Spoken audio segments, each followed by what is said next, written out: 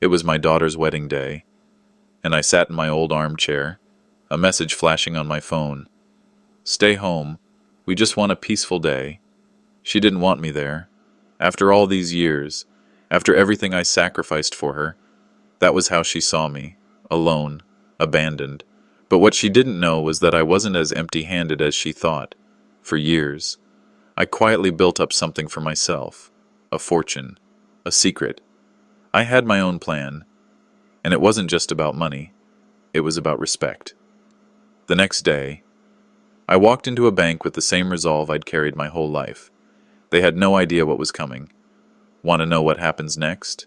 Make sure to subscribe to my channel and comment the city you're watching from so I can see how far my story has reached. The sun shone down on the wedding venue, a perfect autumn afternoon that seemed to promise new beginnings. Yet, for all the joy around me, I couldn't shake the feeling of being on the outside looking in. It was my daughter's big day, but somehow, it felt like I was a guest at my own family event. I stood near the back of the hall, a proud father, but one who knew his place had changed. Ellen, my daughter, was radiant as she walked down the aisle, a vision of happiness and hope for her future. I had watched her grow from a little girl into a woman who seemed to have it all. But today, for reasons I couldn't yet name, there was a distance between us that hadn't been there before. I glanced around at the faces in the crowd, family, friends, distant cousins who had flown in for the wedding. Their conversations were lively, filled with joy and shared memories. I couldn't help but feel that I didn't belong in that circle anymore, not like I used to. As the ceremony continued, I found myself in a quiet corner, watching the events unfold. The familiar faces of my family, the ones I had always relied on, seemed far away. I noticed how quickly my daughter had moved into her new life, how easily she had stepped into her role as the center of attention. The pride I once felt as a father was now mixed with something else, something I didn't want to acknowledge, loneliness, maybe, or maybe the sense that my role had shifted, and I wasn't sure where I fit in anymore. I tried to push the thought out of my head. This was a happy occasion, a celebration of love and commitment, not a time for self-pity. Yet, as I watched Ellen and her new husband, Victor, chatting with their friends, I couldn't help but feel like an outsider. Was it just my age? Or was there something deeper at play? Had they grown apart from me over the years? Or had I failed to keep up with the changes in their lives? I could hear Victor's laughter from across the room. He was a good man, I thought. He treated Ellen well. But even he, with his charm and politeness, felt like a stranger in my home sometimes. I pushed myself to get closer to the action, walking over to where the reception was taking place. The tables were set with fine china. The wine flowed freely, and everyone seemed so happy, so content. But I felt a coldness in the air, a distance that wasn't just physical. As I took my seat at a table near the back, I noticed that I wasn't exactly placed where I'd thought I would be. The table was nice enough, but it was tucked away from the main group. As I sat down, I couldn't help but feel like I had been pushed to the periphery. I was no longer the man at the head of the table, the one everyone turned to for advice. Now, I was just a spectator in the background. I looked around, trying to engage in the conversations around me, but my attempts felt hollow. I was no longer a part of the intimate circle. I could feel the distance in the small gestures, people not making eye contact, conversations turning away when I joined in. Maybe I was imagining it, but it felt real. And then, there it was. A quiet moment that spoke volumes. I saw Ellen and Victor talking across the room, their voices low. I couldn't hear the words, but the glance they exchanged was enough. It was subtle, so subtle that no one else would have noticed, but I caught it. It was a cold look, one that made my heart skip a beat. The way she glanced at me, her eyes narrowing just for a fraction of a second, sent a chill through me. Something was wrong. I didn't know what it was yet, but the tension between us, hidden under the surface, was undeniable. I tried to shake it off. Maybe it was the stress of the day, or maybe it was just me being too sensitive. But deep down, I felt a growing unease, a sense that I was losing something precious, something I couldn't put back once it was gone. I stood up, determined to get a better grip on the situation, but the moment passed too quickly. People were starting to talk and laugh again, as if nothing had happened. But for me, that brief exchange, that subtle moment of disconnection, had planted a seed of doubt. It wasn't until later, when the reception was winding down, that I overheard something that would haunt me for the rest of the day. I was walking toward the garden, needing some air, when I overheard Ellen and Victor talking. Their words were soft, but I could catch snippets. It was something about moving the house and splitting things up. It wasn't much, but it was enough. My heart sank, and I felt a deep knot tighten in my stomach. What did they mean? I had no idea, but the words left me with a sense of dread, a sense that I was on the verge of losing everything I had worked so hard for. I didn't know it yet, but this was the first hint of betrayal. It wasn't loud, it wasn't dramatic, but it was real. Later, but when I tried to confront Ellen about it, I could see the walls going up. She was distant, evasive, and when I asked her if there was anything I should know about the family home, her response was dismissive, even cold. She brushed me off, giving me nothing but a vague, empty answer. But that wasn't the end of it. Just as I was about to walk away, my grandson, who had been quiet the entire day, pulled me aside. His face was serious, almost urgent. "Grandpa, look under the table," he whispered. "There's something you need to see." My heart stopped. What could it be? I followed him to the table and looked under. There, on the floor, was an official-looking document. My hands shook as I picked it up, my mind racing with 100 questions. What was this? What did it mean? And why was it hidden under the table? The world around me seemed to stop as I stared at the paper in my hands. Everything I thought I knew about my family, about my legacy, was slipping away, and I wasn't sure if I could stop it. Later that evening, after the wedding reception had concluded, the house was still alive with music and laughter, but here I was, sitting alone in my room, the door closed, as the rest of the family continued to celebrate downstairs. My mind, however, was far from the festivities. I was holding a piece of paper in my trembling hands, a document that, until moments ago, I hadn't fully understood.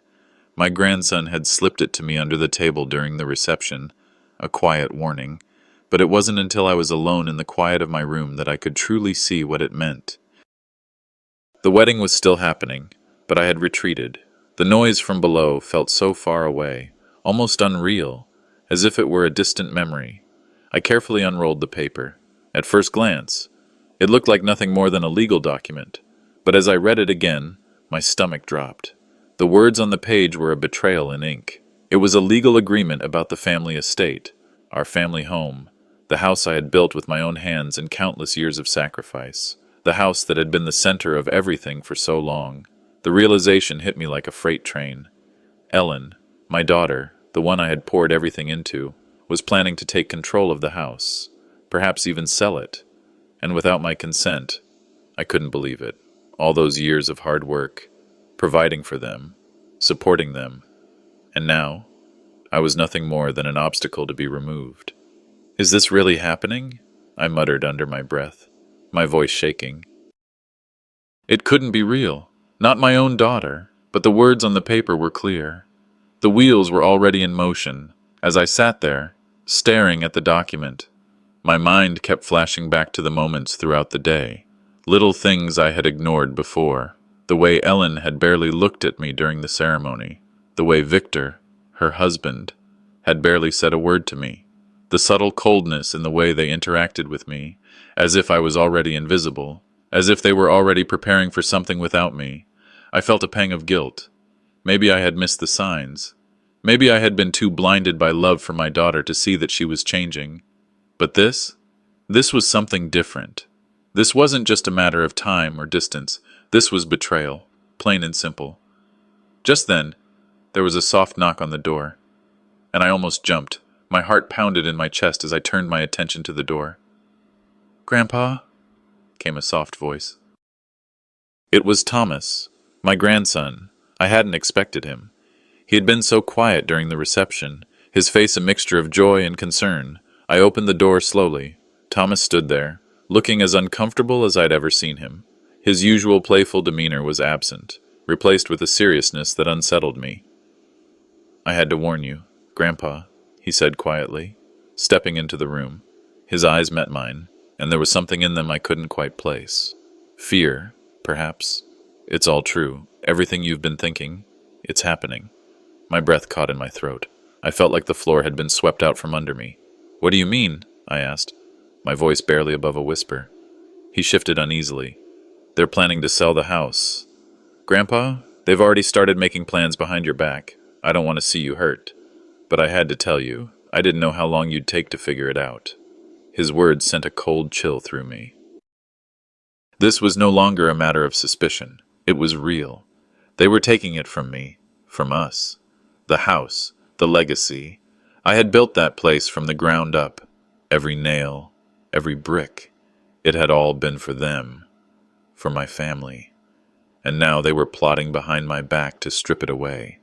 I felt a rage building inside me, but it was tempered with confusion and disbelief. How could they? How could my own daughter do this to me? "I'll take care of it," I told Thomas. Though my voice was shaking, I wasn't sure if I was trying to convince him or myself. "Thank you for telling me. You've done the right thing." But even as I said the words, I knew they were hollow. What could I do now? What was left for me? Thomas looked at me with a sadness in his eyes that broke something deep inside. He didn't say anything more, just nodded, turned, and left the room, leaving me alone with the weight of the truth. The next morning, I couldn't shake the feeling that something had broken beyond repair. It wasn't just the house or the betrayal. It was the realization that my family, my own flesh and blood, was turning on me, that they no longer saw me as a part of their lives, as a central figure. I was being pushed aside, my contributions erased, my legacy threatened. But as much as I wanted to just sit there, paralyzed by the shock of it all, I knew I couldn't. I had to confront this head on. The first step was clear. I needed to talk to Ellen. The family was gathered for breakfast, just like every other morning. Ellen greeted me with a smile, but there was a forced quality to it that I couldn't ignore. She was pretending nothing was wrong, as though I hadn't just discovered her plan to rob me of everything I held dear. I couldn't hold back. I couldn't pretend anymore. "Ellen," I began, my voice steady despite the storm swirling inside me. "We need to talk about the document I found." Her smile faltered for the briefest of moments before she recovered. She placed her coffee cup down and sat across from me, looking me directly in the eyes. "Dad, I don't know what you're talking about," she said quickly. But I saw the way her eyes flickered. I had her. She knew it, and so did I. I placed the document on the table between us, watching her face closely. "This," I said, tapping the paper. "It's about the house. What's going on, Ellen?" Her eyes darted nervously, but she quickly recovered. "Oh, Dad," she said with a forced laugh. "You're overthinking things. This is just part of the plan for the future. You're getting older. You won't be able to manage everything much longer. Victor and I are just making sure everything is in order." Her words stung, like acid on an open wound. She was talking to me like I was a child, like I didn't matter anymore. I stared at her, my heart heavy with the realization. "So that's it, then?" I asked. "I'm just too old to take care of things." "Huh, is that it? You're going to take everything away from me?" Her smile dropped, and for a brief moment, I saw a flicker of guilt in her eyes, but it quickly vanished. She stood up, her voice soothing, almost patronizing. "Don't worry about it, Dad. We're just making sure everything's taken care of. You've done enough." It hit me then. She wasn't just trying to help. She was taking control, and the worst part, she thought I wouldn't notice. I had no choice now. I couldn't let them get away with this. I couldn't let them destroy everything I had built. I would fight for it, no matter the cost. But there was more to this. Ellen wasn't the only one in on this. Victor had to be stopped, too. I knew what I had to do next. I just hoped I wasn't too late. The morning after the wedding, everything felt off. The house was quiet now, devoid of the laughter and chatter from the night before. I sat at my desk, staring at the document once again, the paper that had set this whole thing in motion. My mind was a whirlpool of confusion and disbelief. I had been a fool, hadn't I, for trusting my family to keep what I had worked so hard to build. But now, the truth was out there, and I was alone with it, alone with the reality of betrayal. I picked up my phone, my fingers trembling as I tried to dial my lawyer's number. But the phone line was met with the robotic tone of voicemail. No one was going to help me, not right now. This was something I would have to handle on my own. I set the phone back down, rubbing my temples. The document, the house, my legacy. It was all slipping away from me. But it wasn't just the house. I could feel something more insidious brewing beneath the surface. This wasn't just about property. It was about control. About my daughter and son-in-law making decisions for me. Deciding what was best for me without my consent. It made me feel small, irrelevant. The bitter taste of that realization lingered in my mouth, and I couldn't help but think back on all the years I had sacrificed. My marriage had ended early, my time dedicated to work, to providing for Ellen, for the family, and now, as I grew older, I felt as though they saw me as nothing more than a liability. That was the word that kept echoing in my head, a liability. But I wasn't ready to just give up. No, this wasn't how the story would end. Just then, the phone rang. It was Roy L. Turnbull, an old friend. His voice was tight, almost hesitant when he spoke. "James," he began, "I've been meaning to talk to you. I think you need to know something about Victor and Ellen." I sat up straight, my heart pounding. "What about them?" I asked, my voice coming out harsher than I intended. Roy hesitated. "You're not going to like it," he said. "I overheard them talking about you and your health. They're planning to get you declared incompetent. James, they want to take control of everything. The house, the money, the whole damn thing." I felt a sickening wave of disbelief wash over me. For a moment, I couldn't speak. I had been right all along. But hearing it from Roy, someone I trusted, someone who had been in my life for decades, it made it all too real. I was being erased. I didn't want to believe it. But I knew Roy wouldn't lie to me. "How long has this been going on?" I asked, my voice hoarse. "Longer than you think," Roy answered quietly. "They've been planning this for months, James. They've already started making moves." The weight of the words settled heavily in my chest. It was all part of a plan.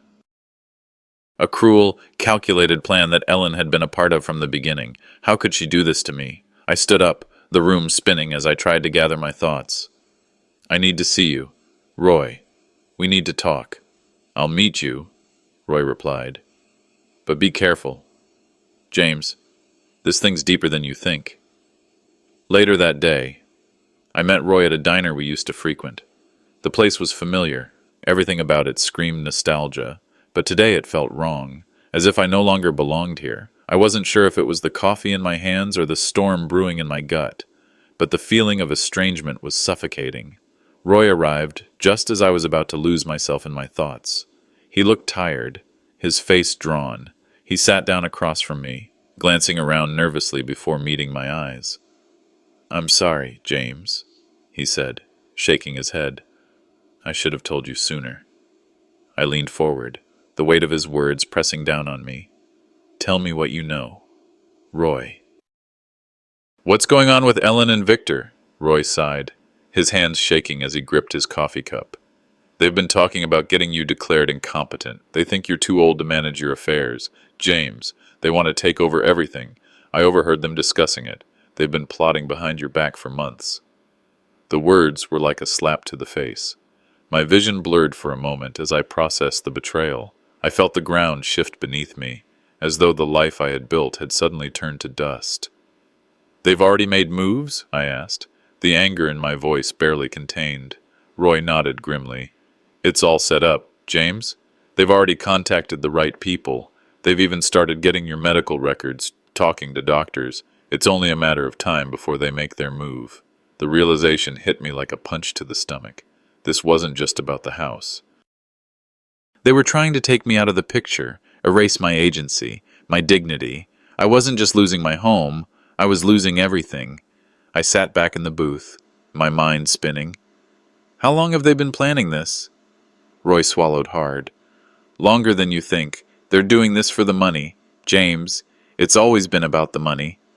I clenched my fists. The betrayal was deeper than I could have ever imagined.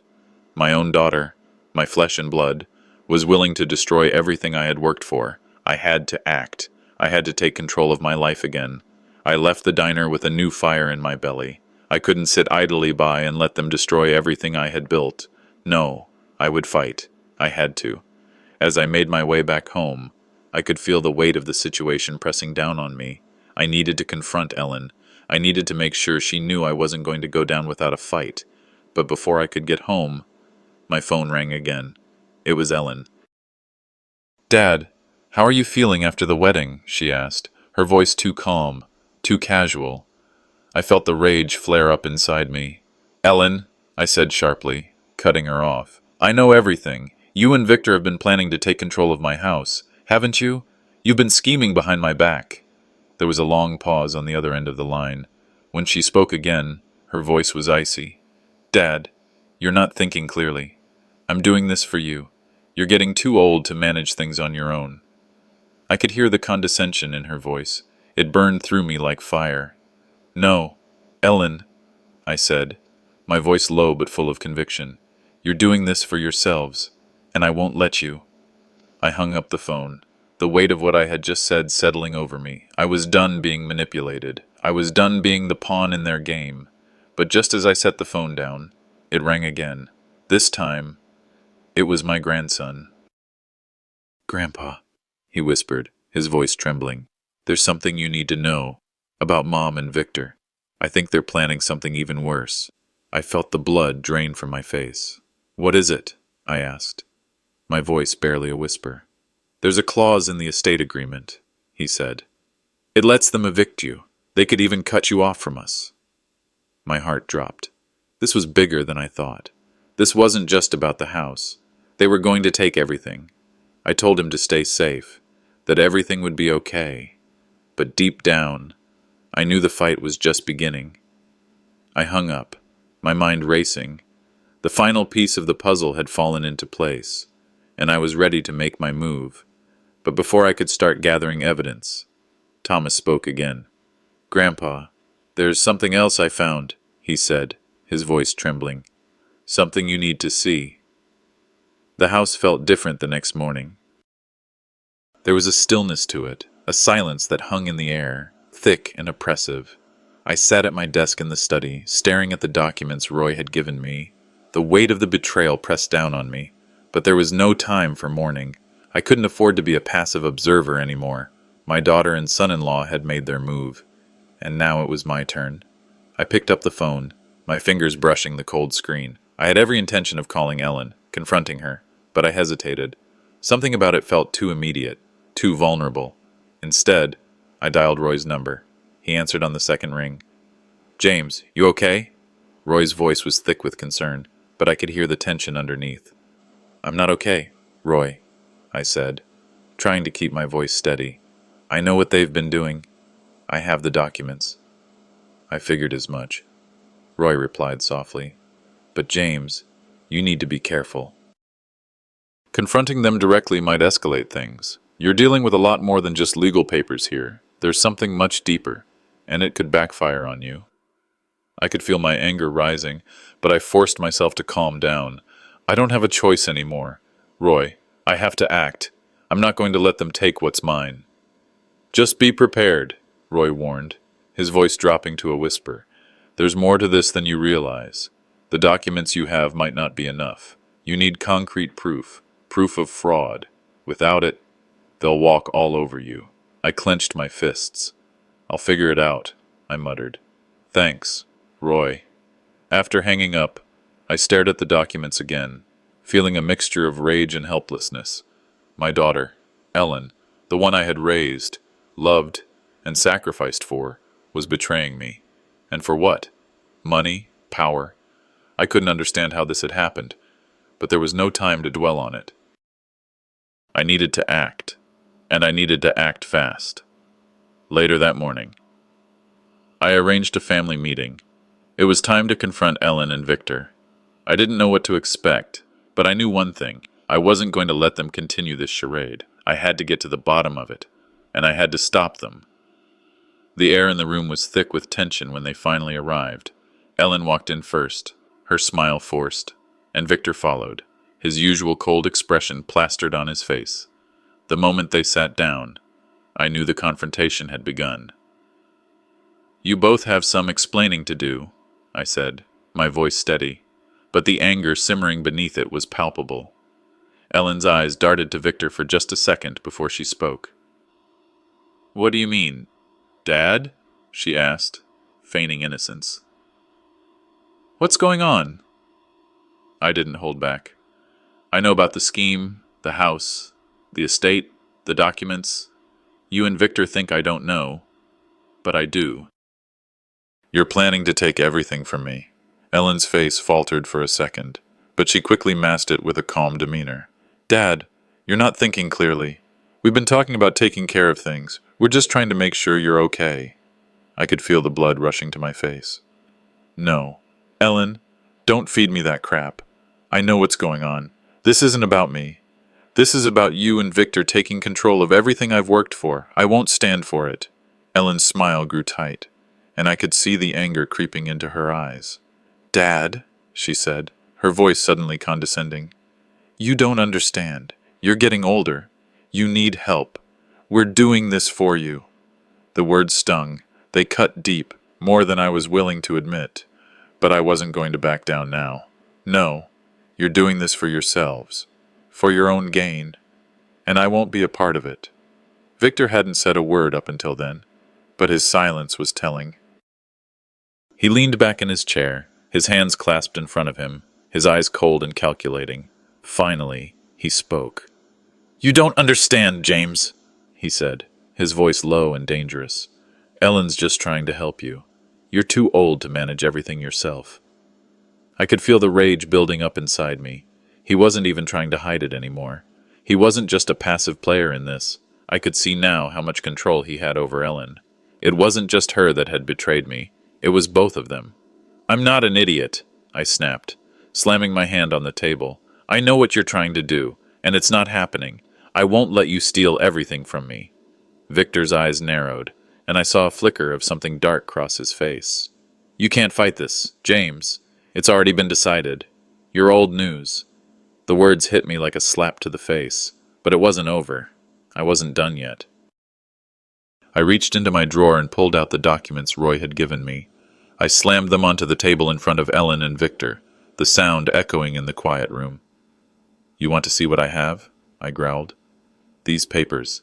They prove everything. I have everything I need to stop you." Ellen's expression faltered again, her eyes flicking to Victor. He looked at the documents for a moment before looking back at me, his face unreadable. "I don't know what you're talking about," Ellen said, trying to act calm, but I could see the cracks forming. "It's not like that, Dad. We're just trying to do what's best for you." But I wasn't buying it. "It's over. Ellen, your lies, your manipulation, it's all over." At that moment, Victor's cold demeanor slipped. He leaned forward, his voice low and almost threatening. "You think you can stop this? You're too old. James, the law's on our side. There's nothing you can do." The final twist hit me like a hammer. He'd admitted it. He had been behind it all along. I wasn't imagining it. This wasn't just about a house. It was about complete control, and they weren't going to stop until they had it all. I stood up, my heart pounding in my chest. "You may think you've won, but you haven't. I'm not done yet. I will fight for what's mine." I turned and walked out of the room, the weight of what had just happened sinking in. The betrayal, the lies, the manipulation. It was all too much. But I wasn't going to let them win, not this time. As I walked out, I could hear Victor's final words echo in my mind. "You can't fight us, James. The law's on our side." But I wasn't done yet. I left the room, determined now more than ever to take control back. I had a lawyer to call, a strategy to plan. And this fight was far from over. James L. Bellamy sat at his desk, the early morning light creeping through the curtains and casting soft shadows across the room. His hands trembled slightly as he adjusted the papers in front of him. The documents Roy had given him sat there, heavy with the weight of betrayal. James knew that the time for passivity was over. This battle wasn't just about money, it was about his dignity, his legacy, his life. He picked up the phone, dialing Linda Green, his attorney. The phone rang once, then twice. He let out a slow breath as he waited for her to answer. "James?" Linda's voice came through the line, calm, yet concerned. "I've been going over everything you've sent. I'm glad you called." "I need your help." "Linda," James said, his voice steady. "I need to take action now." "James, I've been thinking. You need to be prepared. Ellen and Victor, they've got powerful connections. It's not going to be easy. They'll fight back, and it could get ugly." "I don't care anymore," James replied, his voice hardened with resolve. "I've spent my whole life building this family, and now they're trying to tear it down. I won't let them get away with it." Linda hesitated before responding. "I'll be ready, but you need to know that we might not have enough to stop them right away. We need solid evidence of fraud. Without it, the legal battle will be difficult." James clenched his jaw, his mind racing. "I'll find the evidence. I've got something now. Roy gave me more than enough to start. I'm not waiting any longer." "All right," Linda said, her tone firm. "We'll move forward, but we need to be prepared for anything." James hung up the phone and leaned back in his chair. The sting of betrayal still burned in his chest, but he could feel the shift in him. He wasn't a victim anymore. He wasn't going to sit back and watch as his family tore apart the very thing he'd spent his life building. It was time to fight for what was rightfully his. Later that day, James met with Roy at a local diner. The place felt familiar, a quiet refuge where he and Roy had shared countless conversations over the years. But today, everything felt off. The air between them was thick with the weight of what was at stake. Roy had brought more documents, things he'd overheard, things he knew from his time working with Victor. James wasn't sure what he expected to hear, but he knew one thing. He needed to know everything. Roy slid a folder across the table. "Here," he said, his voice low. "This is what I overheard. Victor's been talking about having you declared incompetent.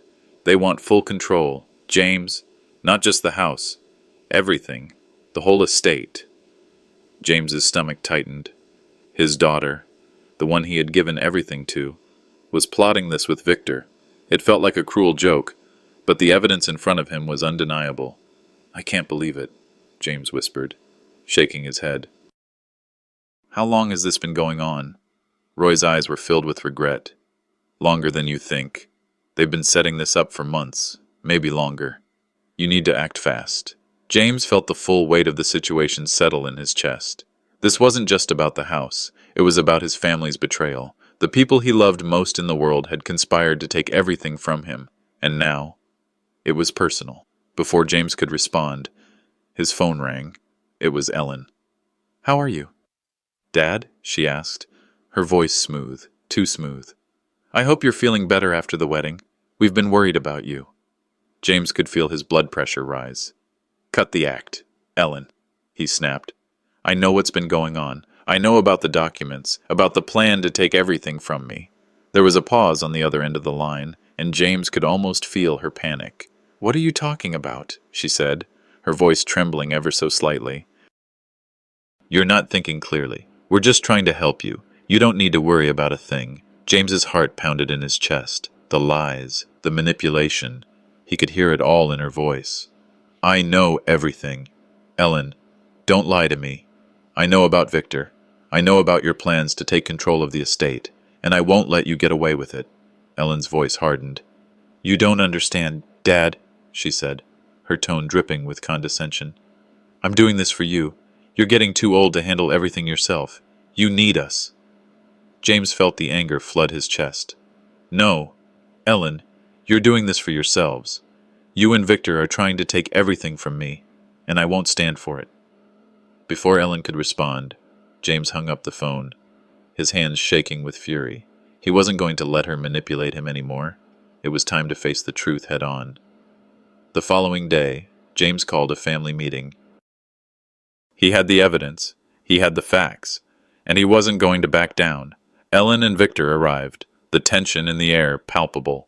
James stood in the living room, his fists clenched at his sides. "We need to talk," he said, his voice firm. Ellen looked at him with false innocence, but her eyes flickered nervously. "What's this about, Dad?" she asked. Playing dumb, James didn't waste time. "I know what you and Victor have been planning. I know you're trying to take everything from me. You think I'm old and weak, but I'm not going to let you get away with this." Victor remained silent, his cold gaze never leaving James. Ellen tried to deflect. "Dad, please, you don't understand. We're just trying to make sure you're taken care of." "I understand more than you think," James growled. "This isn't about me. It's about control. You and Victor want my house, my estate. And I won't let you take it from me." Ellen's eyes narrowed, and Victor finally spoke, his voice low and calculated. "You don't have a choice, James. You're too old to manage everything on your own. You can't fight us." James stood his ground, his anger boiling over. "I may be old, but I'm not stupid. I'm not backing down. This is my life, my legacy, and I'm not letting you ruin it." The meeting ended with Victor's cold words ringing in James's ears. "You can't win this, James. The law's on our side." James stood tall, his heart heavy but resolute. He wasn't done. This was just the beginning. He turned to Roy. "I'm ready," James said. "Let's take this fight to them." James L. Bellamy sat in his living room early that morning, staring at the pile of documents in front of him. His fingers drummed lightly on the table as his mind raced through the events of the past few days. The betrayal from his own daughter, Ellen, was hitting harder than he ever imagined. His chest felt tight, and a bitter mix of anger and sorrow filled his heart. He'd spent a lifetime providing for his family, and now, it seemed, they were doing everything they could to strip him of it all. He had no choice but to fight back, to reclaim what was rightfully his. The phone call with Linda Green had been unsettling. She'd informed him that Victor was already working to block the case by exploiting legal loopholes. He wasn't surprised. Victor had always been cunning, always scheming, but hearing it confirmed from Linda made the stakes feel even higher. With trembling hands, James picked up the phone again. This time, he called Roy L. Turnbull. Roy had been his confidant for decades, someone he could trust. He needed to hear more about what Roy knew, and he needed it now. "James?" Roy answered after the third ring. His voice was tense, as if he knew the gravity of the conversation they were about to have. "I've made my decision," James said, his voice hard. "It's time. I'm going forward with the legal battle, but I need to know everything. Roy, I can't let them get away with this." Roy hesitated before speaking, his tone cautious. "I've got more information. It's bad. James, worse than I thought. They've been pulling strings behind your back. Ellen's involved in forging documents to remove you from your home and estate. She's been planning this for months, and Victor's right there with her." James's mind raced. The thought that Ellen, his own daughter, could be behind something like this was unfathomable, but the more he thought about it, the more everything started to fall into place. The subtle distance, the cold stares, the way they'd treated him like an afterthought. It all pointed to this. His family was trying to take everything from him. "We need to move fast," Roy continued. "Victor's already started making moves to transfer your assets. He's working with a lawyer to expedite the process. You've got to stop them before it's too late."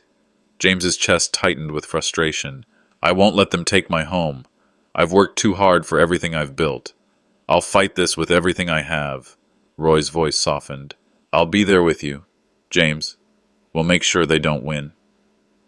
As the conversation ended, James sat back in his chair, his mind working furiously. This was no longer just about his estate. It was about his dignity, his place in the family. Ellen and Victor thought they could push him around, but they were wrong. He wouldn't let them destroy everything he had worked for. The tension was growing with every passing hour. James felt it deep in his bones. The betrayal of his daughter had shaken him to his core, but it also fueled his resolve. He could feel the urgency building inside him. Every moment he waited, Ellen and Victor were one step closer to taking everything from him. That afternoon, Roy arrived at James's house with more news. The situation was worse than James had imagined. Victor had already begun the process of transferring ownership of James's property behind his back. His stomach twisted as he thought about how Victor and Ellen were already making moves without his consent. But now, they had underestimated James. He wasn't going to sit idly by and let them take his life's work. Roy handed James another set of documents, this time showing even more damning evidence of their conspiracy. The papers revealed that Ellen had been working with Victor to secure the property transfer. It wasn't just about the house, it was about everything James had worked for. "Victor's not wasting any time," Roy said, his voice grim. "They've already started to make moves to transfer your assets. They know the clock is ticking, and they want to get everything in place before you can stop them." James clenched his fists. "I'll make sure they don't succeed," he said, his voice tight with fury. "We need to take them down." Roy nodded. "We'll do it, James, but we need to act fast, and we need to expose them publicly. Once we do, they'll have no choice but to back off." The next day, James met with Linda at his house. The mood in the room was tense as she presented the legal strategy. James sat across from her, his hands folded on the table. The weight of the moment was not lost on him. He was about to make a decision that would change everything. This wasn't just about reclaiming his estate. It was about taking control of his life again. "James," Linda said, looking at him seriously, "I've reviewed everything, and I think we can fight this, but we'll need solid proof of the forgeries, and we need to move quickly. Victor's already got a head start on us, and time is running out." James nodded. He could feel the anger rising within him, but he knew this wasn't the time to lose control. "What happens next?" he asked, his voice steady but laced with urgency. "We file the lawsuit," Linda said, her voice calm but determined. "We'll challenge the forgeries and expose the conspiracy. It won't be easy, but we have the evidence. With Roy as a witness, we can prove their guilt." James's heart raced as he signed the final documents. He could feel the weight of the decision pressing down on him. But there was a sense of relief, too. Finally, he was doing something. He wasn't just sitting back and letting them take everything. He was taking action. But as he signed, Linda revealed one more shocking piece of information. "Victor's been meeting with a shady lawyer behind your back," she said. "He's been pushing to expedite the property transfer, trying to make it happen before you can stop him." James's blood ran cold. Time was running out, and he had to act fast. This battle was about to get dirtier, and James was ready for it. Later that evening, James met with Ellen and Victor. The confrontation was inevitable. They had gone too far, and it was time to face the truth. Ellen and Victor arrived at James's house, their faces tight with suspicion. James stood at the door, waiting. This was it, the moment he'd been preparing for. "You've been planning this for months, haven't you?" James asked, his voice steady. "I know what you've been doing, trying to take everything from me. Well, it's over." Ellen and Victor exchanged nervous glances. Ellen tried to stay calm, but her discomfort was obvious. "Dad, we're just trying to help you," she said, her voice strained. "You don't need to worry about anything." James didn't buy it. "I'm not stupid, Ellen. I know what you and Victor have been planning. You think you can just take everything from me, but you're wrong." Victor stepped forward, his eyes cold. "You don't understand. James," he said, his voice dripping with condescension. "We're just looking out for you. You can't handle everything anymore. It's time to let go." James's fury flared. "I'm not letting go of anything," he snapped. "You and Ellen are going to return everything you've taken, or I'll make sure you regret it." The room fell silent. James's final words hung in the air. "If you continue down this path, there's no turning back." It was a cold, gray morning when I stood in front of the fireplace, the flames flickering with a warmth I could feel but not quite grasp. The fire crackled softly, yet there was a chill deep inside me that no amount of heat could dispel. I held a letter in my hands. trembling as I stared at the familiar handwriting of Linda Green, my lawyer. The contents of her letter confirmed the worst of my fears. Victor had been pulling strings, using his influence and connections to push for a quicker transfer of my property. And Ellen, my own daughter, the one I had sacrificed so much for, she was involved in the deception, actively lying to my face while scheming behind my back. How could this be happening? How could she do this to me? I could feel my pulse quicken as the weight of everything settled on me. The house I had built, the life I had worked for, all of it was slipping through my fingers. And the people closest to me were the ones orchestrating it. I had spent decades working to provide for my family, to build a future, and now it was all being stolen, piece by piece, by the very people I loved most. I wasn't going to let it happen, not without a fight. The letter mentioned a meeting I was supposed to have with Linda today. She had warned me that the legal battle would be more difficult than I'd anticipated. Victor's machinations had only deepened, and Ellen's involvement meant the fight would be a personal one. But Linda believed we still had a chance, if we acted quickly. I picked up the phone to call her, but as I dialed, I hesitated. The fear of what was coming next gripped me, but I couldn't afford to hesitate. Not now. I needed to act, instead of calling Linda immediately. I picked up the phone again and dialed Roy's number. Roy had been a lifelong friend, someone I trusted like a brother. If there was anyone who could help me navigate this mess, it was him. "Roy," I said when he answered, my voice steady but tinged with the strain of everything I was feeling. "I've got the letter. Linda's on board, but things are more complicated than we thought. I'm going to need your help, and I need to act fast." Roy's voice crackled through the line, filled with concern. "James, you know I'll do whatever I can, but you have to be careful. Victor's not the only one you're up against. Ellen, she's more involved than we first thought." "I know," I replied, my voice hardening. "That's why I'm calling. This isn't just about my house anymore. It's about everything I've worked for, the life I've built, and I'll be damned if I let them take it from me." As I hung up with Roy, I could feel the tension building inside me. I needed to confront Ellen and Victor, to put pressure on them before they could make their next move. But how far would they go to protect their lies? The next morning, I woke early, the weight of the situation hanging over me. I wasn't just preparing for a legal battle. I was preparing to face the people I loved most and confront the lies they'd been telling for months, if not longer. I walked out into the garden, taking in the crisp morning air.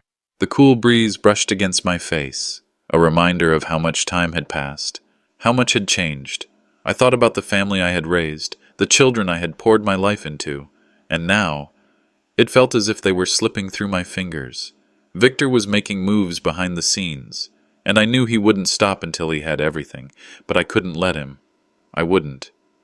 I walked back inside, my thoughts focused and sharp. I needed to call Linda. We had to move quickly. Every moment I wasted was another step closer to losing everything. I dialed her number, my fingers trembling slightly. "Linda, I've got news," I said when she answered. "Victor's been siphoning money from my accounts. And there's more. He's starting to transfer assets behind my back." There was a pause on the other end of the line before Linda spoke again, her voice steady but laced with concern. "James, this just got a lot more complicated, but we can still fight it. We'll need all the evidence we can get, and we need to act quickly. Do you have anything that can help?" "I've got the documents Roy gave me," I said, feeling the weight of them in my hands. "I'll bring everything to you. We'll go through it all together." I hung up the phone, the frustration bubbling inside me, but I knew what I had to do. I was going to fight for my family, for my legacy.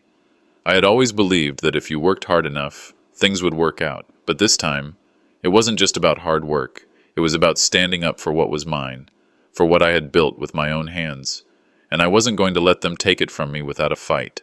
The day felt like a blur as I gathered everything I needed for the meeting with Linda.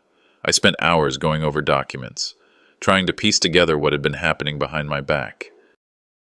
Every page I turned felt like a betrayal, like a stab to the heart. But as I prepared, my resolve hardened. This fight was just beginning. Later that day, I met with Linda in her office. We reviewed the evidence. Everything from the forged signatures to the illegal transfers Victor had been making. It was clear that they were trying to steal everything from me, but Linda assured me that we had a fighting chance. "We need to act fast," Linda said, her tone firm but concerned. "The longer we wait, the harder it will be to stop them, and if they get away with this, it'll be over." I nodded, feeling the weight of the situation pressing on me. The longer I waited, the more I lost.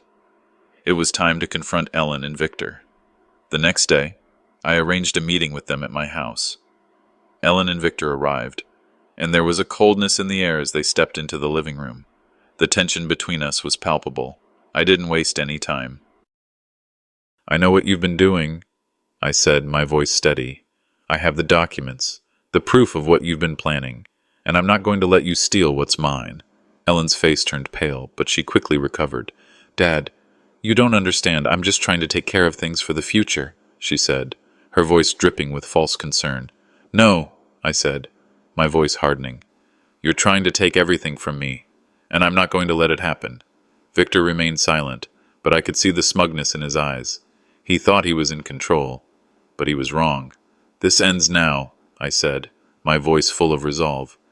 "You're going to return everything you've taken, and you're going to stop this before it's too late." Victor scoffed, clearly not taking me seriously. "You don't have the power to stop this, James," he said, his voice dripping with disdain. The room fell silent, the tension thick in the air. I stood my ground, my heart pounding. This was it, the moment I had been waiting for. The battle had just begun, and I wasn't backing down. It was late afternoon, the soft sunlight pouring through the blinds, casting long shadows across the room. I stood by the window, contemplating the storm that was about to break. My mind was sharp, focused on the task ahead, but my heart felt heavy with the weight of what I was about to do. This wasn't just a confrontation. It was the final battle for my life, my legacy, and my dignity. I had been preparing for this moment for weeks. The anger, the frustration, the betrayal, it all led to this. I had spent my life building something, and now, my own flesh and blood were trying to tear it all down, but I wasn't going to let them, not without a fight. I glanced at the papers in my hands. They were the evidence I needed, the proof of the conspiracy that had been unfolding in the shadows. But it wasn't just about the property or the money. It was about something deeper, about the family I had built, the trust that had been shattered, and the lies that had been told to my face. I picked up the phone and dialed Roy. He picked up almost immediately. "James." His voice was calm, but I could hear the concern in his words. "You ready?" "As ready as I'll ever be," I replied, my voice steady despite the storm brewing inside me. "It's time to confront them. Just remember, this won't be easy. They've got a lot of power on their side, but you've got the truth on yours." I nodded, even though I knew Roy couldn't see me. "I've had enough of being passive. This ends today." I hung up the phone and looked at the clock. The meeting with Ellen and Victor was set for later that evening. I felt a surge of determination. It was time to face them, time to put everything on the line. The moment they walked into the room, I could feel the tension in the air. Ellen, her face tight with forced calm, and Victor, standing by her side, exuding that same smug confidence that had only fueled my anger. I wasn't afraid of them anymore. "Sit down," I said, my voice firm, holding a hint of authority that I hadn't used in years. "We need to talk." They exchanged a brief glance, but neither one made a move to sit. The silence stretched between us, thick with unspoken words. Finally, Ellen spoke. "Dad, what is this about? We've already discussed this." "No, Ellen, we haven't discussed anything," I interrupted, cutting her off. "I know everything. The bank accounts, the plans to sell the house, the forged signatures. I've got the evidence right here." I slammed the folder of documents onto the table, the sound loud enough to make them both flinch. Ellen's expression faltered, but she quickly recovered. trying to mask the guilt creeping into her features. Dad, you don't understand. This is all for the family. I've been trying to help. You're not well. Don't you dare, I growled, leaning forward, my anger rising. Don't you dare say you're doing this for the family. You've been plotting behind my back for months, trying to take everything I've worked for. Victor's cold, calculating gaze met mine, but he didn't speak. He just stood there, his arms crossed, as if this whole thing didn't concern him. But I knew better. He was the one pulling the strings, manipulating everything from behind the scenes. You're not even going to deny it? I asked, my voice tight with disbelief. Ellen's eyes welled up, but I wasn't buying it. Not anymore. Dad, I never wanted to hurt you, but I had to do what was best for all of us. You can't manage things anymore. You don't even see it. I shook my head, the pain in my chest overwhelming. I've spent my life building this family, and this is how you repay me? The tears in her eyes were real, but the manipulation was all too clear. I was done. I had to take control back. It was Roy who broke the silence. He had been standing in the corner, watching the entire exchange, but now he stepped forward, his voice calm but carrying a weight of authority. I overheard something, Roy said, turning to face Ellen and Victor. Victor was talking about selling the house to a third party, moving everything into someone else's name so James wouldn't have a leg to stand on. Victor's eyes narrowed, and for a split second, I saw a flicker of fear in them, but he quickly masked it with an icy resolve. This is ridiculous, he said, his voice dripping with disdain. You don't have the power to stop us. James, you're old, and you're just getting in the way. The words stung, but I refused to back down. I could feel the fury boiling inside me, but I knew I had to stay calm. I had come this far, and I wasn't going to let him tear me down. You've made a huge mistake, Victor, I said, my voice steady despite the storm of emotions raging inside me. You've underestimated me, and you've underestimated what I'll do to protect what's mine. The conversation turned heated, and as the tension escalated, Ellen finally spoke the words I had been dreading. I was trying to protect us, she admitted, her voice barely above a whisper. You've worked so hard for all of us, but now it's time to let go. You're too old. Dad, I didn't want to do this, but I had no choice. Her words hit me like a slap. I stared at her, my heart aching. So this is how you repay me? By taking everything I've worked for? By lying to my face? Her eyes welled up again, but there was no remorse in her gaze, only a cold sense of entitlement. You think this was easy for me? She whispered. You think I wanted to do this? I didn't, but I had no other choice. I could feel the weight of her words crushing me. This wasn't just about property anymore. This was about everything I had built, everything I had sacrificed for my family, and now, the people I trusted the most were trying to destroy it all. But I wasn't going to let that happen, not without a fight.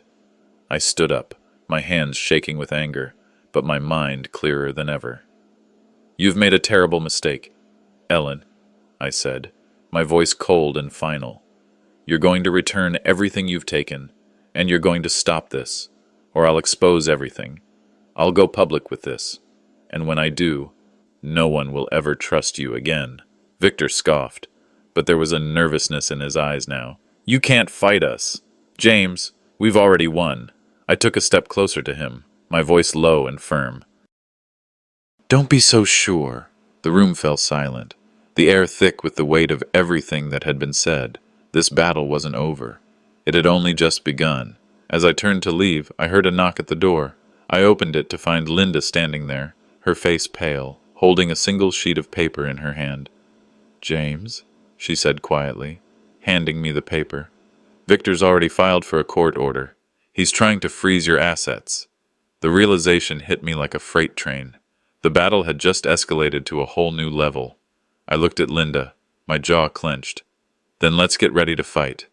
James sat in his favorite armchair, the quiet of the house wrapping around him like a heavy blanket. The morning sun was just starting to break through the curtains, casting long shadows across the room. He had been awake for hours, the events of the past week swirling in his mind. The confrontation with Ellen and Victor had taken its toll on him, but he had come through it with a sense of resolve that hadn't been there before. He was no longer a passive observer in his own life. The fight for his home, his legacy, and his dignity had awakened something in him, a determination he hadn't felt in years. But as he looked around his empty home, the quietness seemed almost oppressive.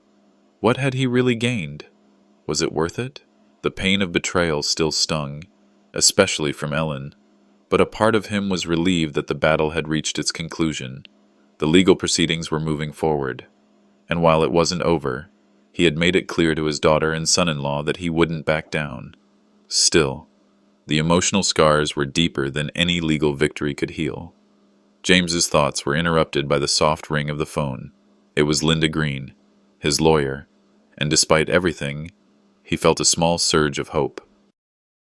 She had been his ally through this entire process, and now, as the fight seemed to be nearing its end, he was starting to trust her judgment more than he had at the beginning. "James," Linda's voice came through, warm yet professional. "I have an update. The case has moved faster than we expected, and there's something important you need to know." His stomach tightened as he braced himself for what was coming. "What's happened?" "There's a witness. One of Victor's colleagues from the bank has come forward. He's willing to testify about the money transfers, and he's confirmed that Ellen was aware of the scheme," Linda said, her voice steady, but with an undertone of urgency. This could change everything. James felt a strange mixture of relief and bitterness. This witness, this new development, could tip the scales in his favor, but the pain of what Ellen had done was still raw. "I'll meet with Roy and go over everything again," James said, though he was unsure of what it would change now. What good was it, really? Even if he won, would his relationship with Ellen ever be the same again? The thought lingered as he hung up the phone. For the first time in days, he felt a sense of clarity. He had to keep moving forward. James met with Roy and Linda at a local cafe that morning. The bustling noise of the cafe contrasted sharply with the heavy mood at their table. Roy was already there, sipping his coffee, a concerned look on his face. "James, I know this is tough," Roy said as soon as James sat down, "but you've got the evidence. You've got the truth. And we've got a witness now. This is your chance to make sure they don't get away with it." Linda nodded, offering him a reassuring smile. "We've got the upper hand now." "The new information from the bank and the witness testimony, this could be the breakthrough we've been waiting for." James looked between his two friends, feeling both grateful and anxious. He had been carrying the burden of this fight on his own for so long. "I just don't know if I can go through with this," he admitted, the weight of the decision pressing on his shoulders. "The emotional toll is heavy, and I don't want to risk losing everything, even if I win. Don't let them control your life any longer. James," Roy urged, "you've earned the right to fight back." The conversation shifted when Roy shared a crucial piece of information. "I overheard Victor talking about selling your property to a third party. He's trying to finalize everything behind your back. If you don't act now, you could lose more than just the house." The room seemed to grow colder as the full scope of the betrayal settled in. This was bigger than he had thought. James stood up, his determination refueled. "Then we need to act. No more waiting." That afternoon, James met with Linda in her office. A feeling of finality in the air. The stakes had never been higher. As Linda laid out the legal strategy, James couldn't help but feel a sense of exhaustion. He had come this far, but the road ahead was still long. "This is it, James," Linda said as she slid a set of papers across the table. "This is our best shot. If we can prove Victor and Ellen's involvement in the conspiracy, we'll have a strong case." James signed the papers, the weight of the decision settling over him like a shroud. He was doing the right thing. He had to. For himself. For the legacy he had spent a lifetime building. "I just want to make sure they don't get away with this," James muttered under his breath. "We're going to expose the truth," Linda assured him. "But we'll need to move fast." As the day of the hearing approached, the tension in James's home was palpable. His mind raced with doubts, and his body was worn from the weeks of preparation. The thought of facing Victor and Ellen in court made his heart race with both anger and fear. But it was time. There was no turning back. The courtroom was packed, and as James sat at the front, he could feel the weight of everyone's eyes on him. He wasn't just fighting for his home. He was fighting for everything he had built, everything he had sacrificed. This was his chance to take back control. Linda stood by his side, presenting the evidence they had gathered. The witness testimony was powerful, and James felt a surge of hope as the case seemed to tilt in his favor, but Victor was still determined to fight. He leaned forward, his voice cold and cutting. "James, you're too old for this. You're bitter and delusional. You'll never win." James stood tall, his voice steady. "I'm not fighting because I'm bitter. I'm fighting because I've earned the right to be treated with respect. I've spent my life building something for my family, and now I'll be damned if I let you take it from me." Just as it seemed like the case was going in James's favor, Ellen walked into the courtroom. Her face was pale, and her eyes were filled with tears. She had come to make one last plea. "I've made a mistake," she said, her voice shaky. "I didn't see it then, but I realize now how wrong I was. Please forgive me." The words hit James like a tidal wave. Part of him wanted to believe her, but the betrayal still stung. He wasn't sure if he could ever forgive her. But the decision wasn't his to make. The judge announced a recess, and as James left the courtroom, he felt a small sense of victory. But as Linda handed him a letter, his heart sank. "Victor has filed to freeze your assets," she said softly. "The fight isn't over." James looked at the letter, a cold determination settling in. He had won this battle, but the war was far from over. The morning sun filtered softly through the curtains, casting long shadows across the room. James sat in his favorite armchair, the weight of the past few months pressing heavily on his shoulders. His home, once a place of warmth and family, now felt cold and distant. He gazed out the window, lost in thought, as memories of the past and the battles of the present swirled in his mind. His heart ached as he reflected on the long journey that had brought him to this point. The legal fight for his home, his legacy, had taken its toll. And yet, as he sat there, he couldn't help but feel the smallest glimmer of relief. The court had ruled in his favor, but the victory had come with a heavy emotional cost. His relationship with Ellen, his daughter, had been shattered. His trust in his family was gone. He thought back to the years of sacrifice, how he'd worked so hard, how he'd poured everything into providing for his family. But now, all of that seemed meaningless in the face of the betrayal. He had fought for justice, for his dignity, but he wasn't sure if it had been worth the pain. The silence in the room was almost unbearable. James knew that the fight wasn't truly over. The emotional wounds were still fresh, and while he had won in the courtroom, the real challenge lay in deciding what to do with the aftermath. The phone rang, breaking his thoughts. It was Roy. James answered quickly, bracing himself for what was coming. "James," Roy's voice was cautious. "Ellen called. She wants to meet. She says she's ready to talk." James hesitated. His mind raced. Part of him wanted to shut it all down, to push Ellen away forever. But there was something else, a flicker of hope, perhaps, or just a final chance to understand what had gone wrong. He had to face it. He had to decide if he could move forward with her or if their relationship was truly over. "I'll meet her," James said, his voice steady despite the storm of emotions inside. "I need to hear what she has to say." The afternoon came, and James found himself sitting in his study, reflecting on everything that had happened. The room, filled with books and papers, reminded him of the years he had spent building his life. But now, everything felt so fragile.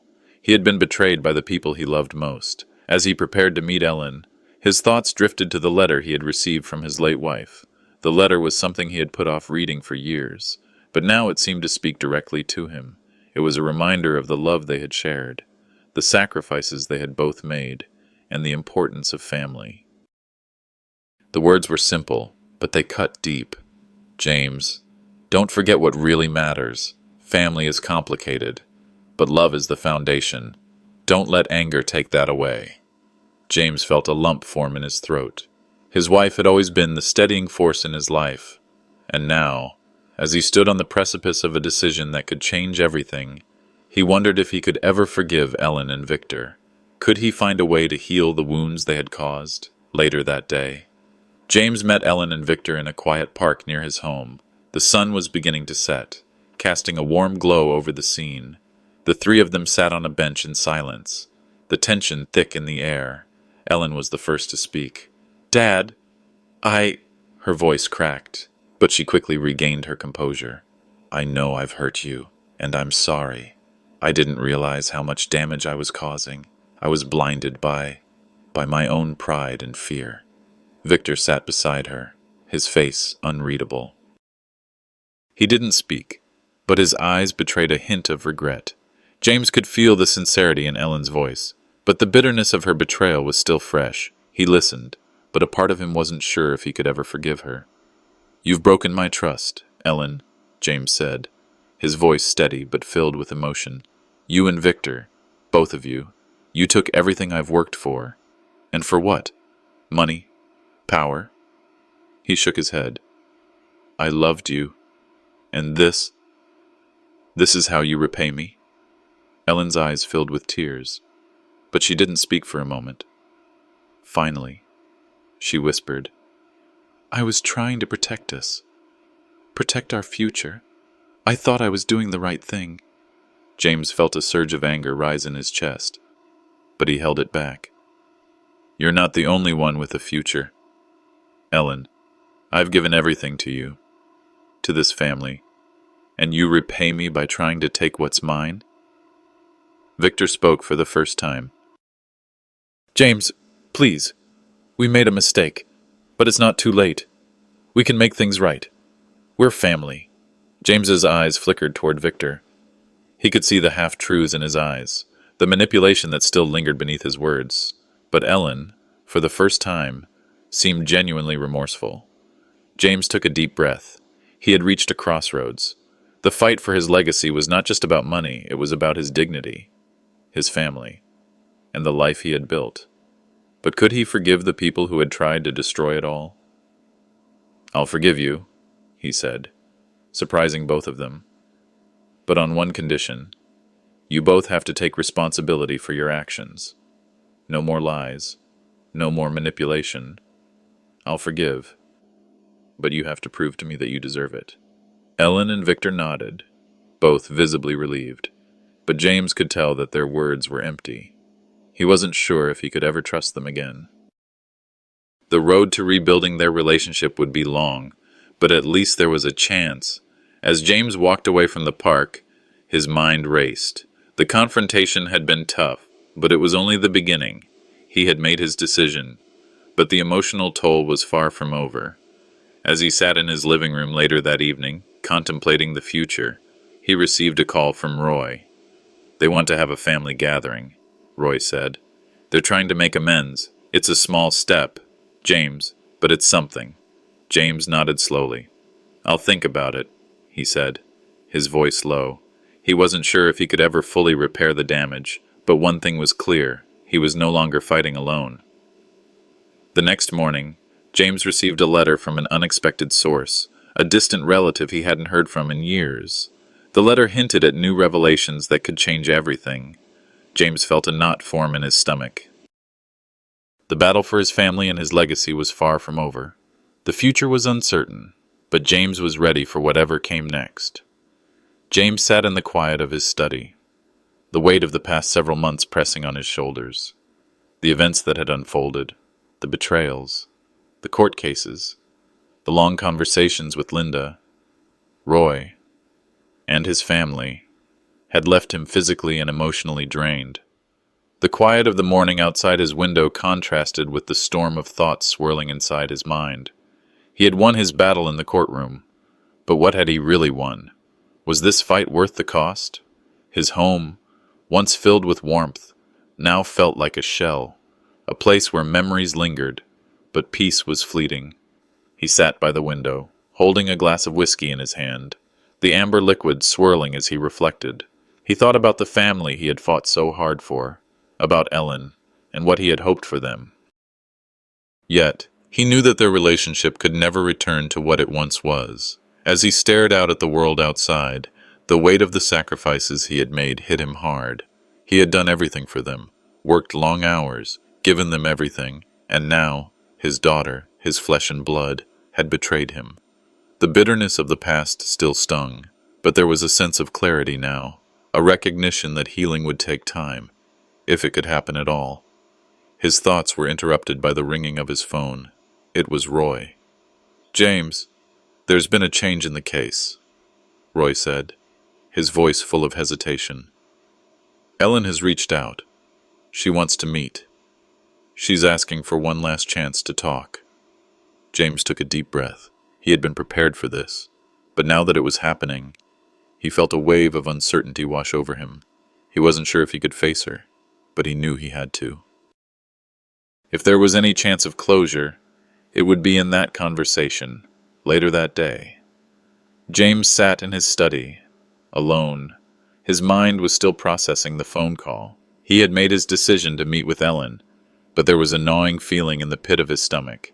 Could he really forgive her? Could they rebuild the trust that had been shattered? He couldn't answer that yet. His eyes fell on an envelope resting on his desk. A letter he had put off reading. It was from his late wife.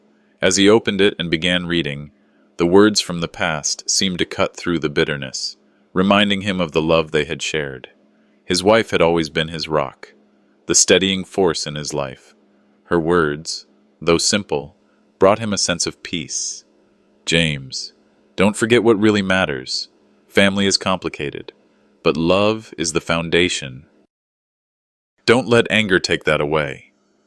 The words were a balm on his wounded soul, and yet they also forced him to face the present. His relationship with Ellen and Victor had been irrevocably damaged. He longed for things to be different, but the question was, could he forgive them? Could he move on? A week later, James stood in a quiet park near his home, waiting for Ellen and Victor.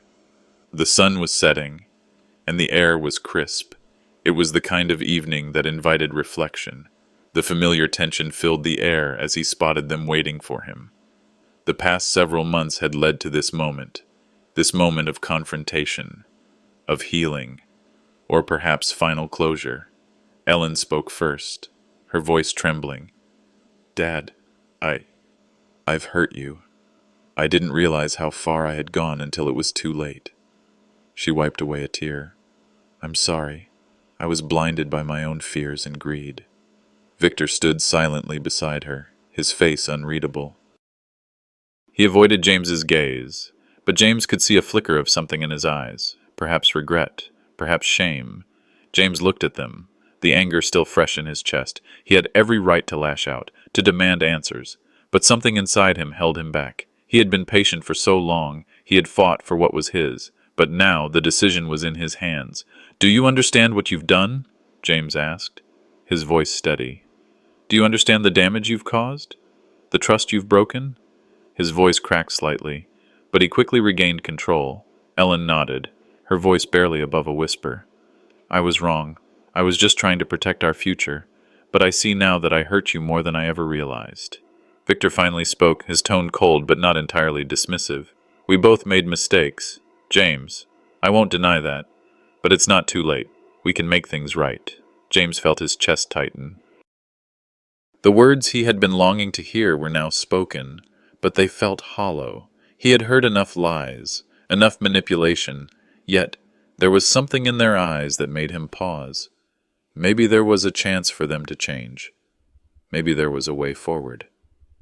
"I'll forgive you," James said, his voice firm. "But there's one condition. You have to prove to me that you're willing to change. Words mean nothing anymore. I want actions. I want to see that you're truly sorry." Ellen and Victor both nodded, their eyes filled with a mixture of relief and uncertainty. James could feel the weight of his decision settle over him. He wasn't sure if this was the right choice, but he knew that forgiveness was the only way to move forward. Later that evening, James sat in his living room, reflecting on the day's events. The tension had eased, but the uncertainty still lingered. He had made his decision, but the future remained unclear. The wounds had not healed, but maybe, just maybe, there was a chance for something better. The phone rang again. This time, it was Tina. She told James that Gregory, his old friend, had been trying to reach him. James felt a pang of curiosity. Gregory had been out of touch for years. Why was he reaching out now? James agreed to meet with him the next day, but as he sat back in his chair, a letter arrived. It was from an unknown source. and it hinted at new complications regarding his inheritance. This revelation could change everything. James felt his heart race. The peace he had fought for might be fleeting, and the future was uncertain once again. James sat alone in his study, staring at the papers scattered across the desk. The fire crackled softly in the background, but the silence felt heavier than it had ever been. The day after the ruling, he found himself in the calm before the storm. The tension was gone, but the weight of the past remained. The legal battle was over, but the emotional scars were far from healed. It had been a long journey, filled with pain, frustration, and betrayal. But it had also been a journey of self-discovery and courage. James had reclaimed his dignity, but there were still questions that lingered in his mind. What now? Was everything he fought for worth the emotional cost? His thoughts were interrupted by a phone call from Roy. "James, I've got news. Ellen wants to meet. She's asking for one last chance to talk." James sighed, the weight of it all pressing down on him. He knew this moment was inevitable. But now that it was here, he wasn't sure he was ready. Would this be the chance for closure, or was it just another attempt to manipulate him? "I'll meet with her," James said quietly, the words feeling like a burden, "but only for closure. I won't tolerate any more lies." After hanging up, James turned back to his desk. As he glanced at the papers, his mind wandered back to the past.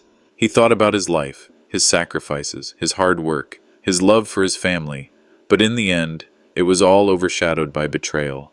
The truth was that the battle he fought wasn't just for money, it was for respect, for dignity, and for the future of his family. But now, as he prepared for this final meeting, James was reminded of one crucial truth. Forgiveness didn't mean forgetting, and the road to reconciliation wasn't just about legal victories. It was about facing the pain head-on. The next morning, as the sun rose over his home, James received a letter from his old friend, Gregory. James had not heard from him in years, and the letter was a reminder of everything that had come before. Gregory's message was simple but profound. "James, you've fought hard, but the real battle is with yourself. Don't let the past define you. Your legacy isn't just in your wealth, it's in your relationships. Don't lose sight of that." The words struck James deep. Was he too focused on the financial side of things? Was he losing sight of what truly mattered, family? He had fought for justice, but now it seemed that his true legacy might be something entirely different. That afternoon, James prepared to meet Ellen and Victor one last time. The atmosphere in the family home was thick with unresolved tension. The air felt heavy with years of hurt and disappointment. James knew that this meeting would be the moment that defined everything. It was time to address the past, once and for all. When Ellen and Victor arrived, the tension was palpable. They sat at the dining table, a place that had once been filled with love and laughter. Now, it was a battlefield, and the stakes were higher than ever. Ellen spoke first, her voice trembling. "Dad, I was wrong. I let fear and greed control me. I've hurt you in ways I can never undo." James listened in silence, his heart heavy with the weight of her words. He had hoped for this moment for so long, but now that it was here, he couldn't help but feel a deep sadness. She was apologizing, but was it enough? Victor, on the other hand, remained silent. His eyes were cold, his posture stiff. James could see the anger behind his eyes, the defensiveness that he always carried. He was only here because he had to be. There was no real remorse. "I've lost everything I cared about," James said, his voice steady. "But I won't let you take my dignity. You've hurt me, but I won't let you destroy what I've built. Not anymore." Ellen's eyes welled up with tears. "Dad, please, I didn't mean for it to go this far. I thought I was doing the right thing. I wanted to protect our family." James's heart sank. Her words seemed sincere, but the damage had already been done. How could he forgive her? How could he trust her again after everything that had happened? "I'm willing to forgive," James said, his voice calm but firm. "But actions speak louder than words. You want my forgiveness? Prove it. Show me that you're willing to change. This is your last chance." Later that evening, After the meeting, James sat in his living room, reflecting on the events of the day. The weight of it all seemed to lift slightly, but the uncertainty still remained. He had forgiven, but would they truly change? Would his family ever be the same? His phone rang. It was Roy. "James, I've got some good news," Roy said. "Victor's showing signs of change. He's actually starting to make amends. I know it's a small step, but it's progress." James's heart stirred with cautious optimism. Could it be possible? Could Victor really change? That night, as James prepared for bed, he received a call from Gregory. Gregory had heard about the resolution of the legal battle and wanted to reconnect. But before James could respond, a letter arrived from an unknown source. The letter hinted at new complications regarding his inheritance. James's heart raced. Was there more to this story? Could his family's betrayal go even deeper than he realized? As he sat in the quiet of his home, James couldn't help but wonder what the future held. The battle for his legacy might be over. But was there more to come? The next chapter of his life was unfolding, but James wasn't sure if it would bring him peace or open new wounds.